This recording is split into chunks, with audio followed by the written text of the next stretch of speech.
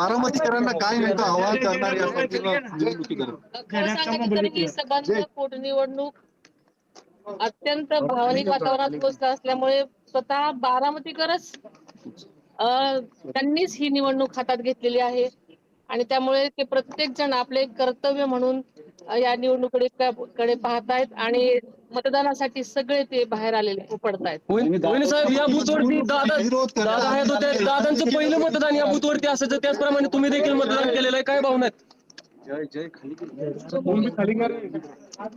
दादांच्या पश्चात पहिली निवडणूक होते. साहेब पण आजारी असल्यामुळे येऊ शकलेले नाहीत. एका अर्थाने बारामतीकरांसाठी एक भावनिक निवडणूक आहे. सगळ्याच बाजूने अत्यंत भावनिक निवडणूक आहे. कार्यकर्त्यांनी दिसलेल्या नाहीत, आशाताई आल्या नाही प्रकृतीचं. तुम्हाला माहिती आहे की त्यांचं वय जवळजवळ 89 वर्ष असल्यामुळे त्यांचं घरी मतदान झालेलं आहे. त्यांचे आज आशीर्वाद घेऊन मी आत्ताच इथे आलेले आहे आणि दादांशिवाय कुठल्याही गोष्टी आपल्याला करण्याची सवय नाही, पण आज आपल्याला हे मानून चाललं पाहिजे की दादा आपल्यात नाहीत आणि सगळ्याच बारामतीकरांनी लक्षात घेतलेलं आहे आणि ते मतदानासाठी बाहेर पडतात. सुनेत्रा जी, हिंदी में बता दीजिए, आप बहुत भावुक हुई है, पहली बार अजीत दादा के बिना चुनाव हो रहा है बारामती में, क्या कहेंगे? बारामती की जनता पिछले 60 सालों से हम पवार कुटुंबीय के साथ रही है, सपोर्ट किया है और ये जो इलेक्शन ये इलेक्शन बारामती के लोगों ने अपने हाथ में लिया है। वो अपना वोट दादा के लिए एक श्रद्धांजलि के रूप में देना चाहती है और उसके लिए सब गांव में भी सब लोग अपनी अपनी तरफ से बाहर आ रहे, बाहर गांव के लोग भी खास करके ये इलेक्शन के लिए आए हैं। क्या अपील करेंगी आप बारामतीकरों को आज के दिन? वैसे तो बारामती के लोगों ने हाथ में ये इलेक्शन लिया है, मैंने बोला है, लेकिन बारामती के लोगों को पता है कि दादा ने इतने साल उनके लिए जो किया है उनको वापस देने का एक ही आज का उनका दिन है और इसके लिए अपना वोट, ये कीमती वोट उनके लिए वो डालना चाहते हैं और इसके लिए बाहर आए हैं। दादा विक्रमी मतांनीच निवडून यायचे, पण यावेळेस समोर कोणीच उमेदवार नाही, असा किरकोळ अपक्ष आहेत. भावनिक एक किनार आहे, लीड रेकॉर्ड ब्रेक होईल साधारण. बारामतीकरांनी आजपर्यंत अनेक रेकॉर्ड केलेले आहेत, त्यामुळे बारामतीने ठरवलं तर प्रत्येक गोष्ट ते करू शकतात आणि त्यांनी मनावर घेतलंय. मी आता पहिल्यापासून दादांनाही श्रद्धांजली असेल रेकॉर्ड ब्रेक. वहिनी, साहेबांशी काही बोलणं झालंय का? तब्येत खराब आहे, तुम्ही ट्विट केलेलं होतं. साहेबांची तब्येतीची मी विचारपूस केलेली आहे. त्यांची प्रकृती बरी नसल्यामुळे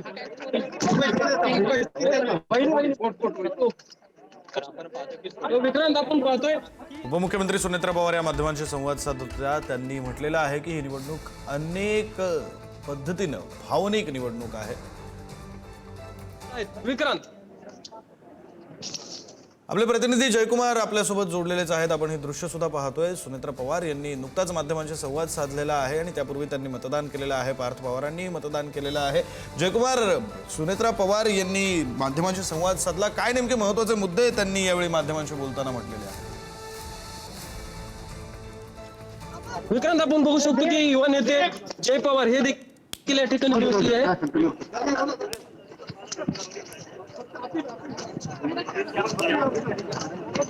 ही लाईव्ह दृश्य आपण पाहतो. जय पवार यांनी मतदानाचा हक्क बजावलेला आहे. मतदार बाहेर पडत आहेत.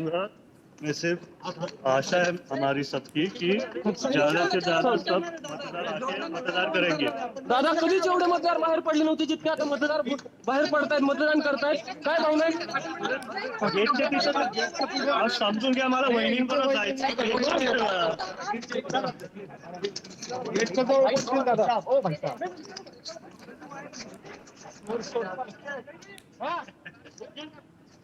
उपमुख्यमंत्री सुनेत्रा पवार आणि पार्थ पवार यांनी एकत्र मतदानाचा हक्क बजावला, तर जय पवार यांनी सुद्धा मतदानाचा हक्क बजावलेला आहे. आणि ही सगळी लाईव्ह दृश्य थेट प्रक्षेपण आपण बारामतीमधून पाहतोय. सकाळपासूनच मतदानासाठी बारामतीकरांनी सुद्धा मोठी गर्दी मतदान केंद्राबाहेर केलेली आहे. ही लाईव्ह दृश्य आहेत, थेट प्रक्षेपण आहे जे आपण बारामतीतून पडतायत बारामतीकर आणि ऊन पण जास्त प्रमाणात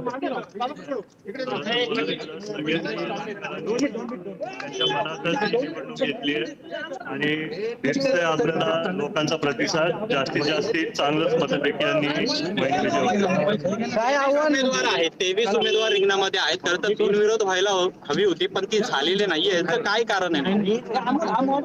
कारणाबद्दल जेव्हा आम्हाला कळालं भरपूर फॉर्म्स लोकांनी तिथं भरलेत, आम्ही आलो आणि भरपूर जणांची तसा आम्ही संपर्क साधला. त्यातल्या त्यात 20 ते 23 लोकांनी त्यांचे फॉर्म माघारी घेतले. बाकीच्यांनी जे ठेवले ते त्यांच्या कानावर काही पैसे वगैरे मागितले तुम्हाला मागणीसाठी?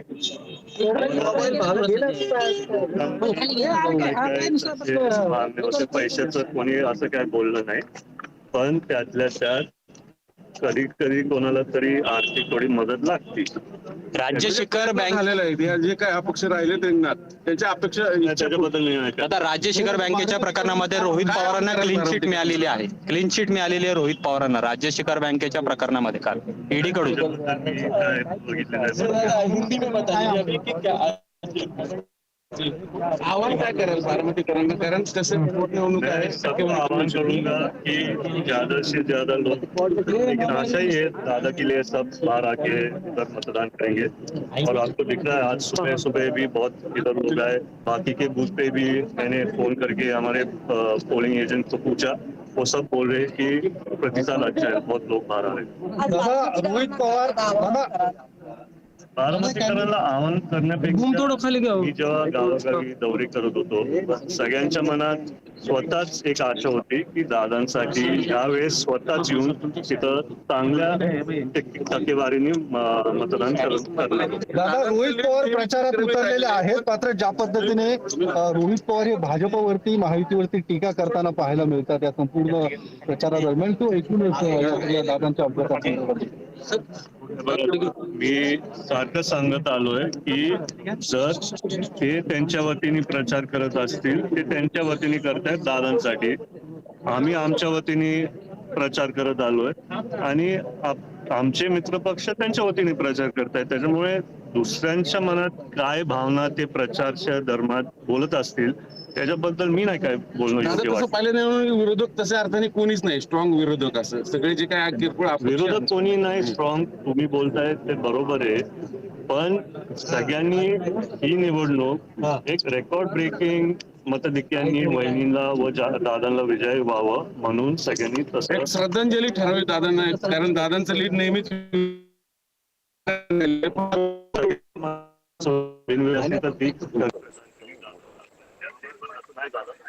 म्हणून यावेळेस गावोगावी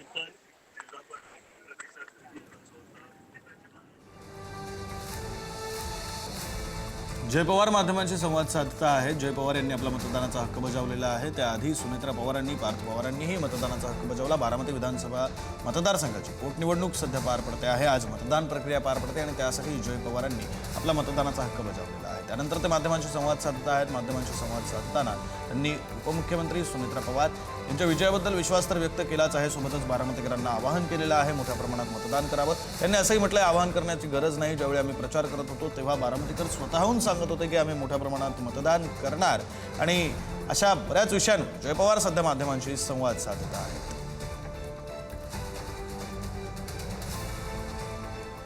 दिवंगत उपमुख्यमंत्री अजित पवार यांचा विमान दुर्घटनेमध्ये मृत्यू झाला आणि त्यानंतर बारामती विधानसभेची आता पोटनिवडणूक लागलेली आहे. आज मतदान प्रक्रिया पार पडली.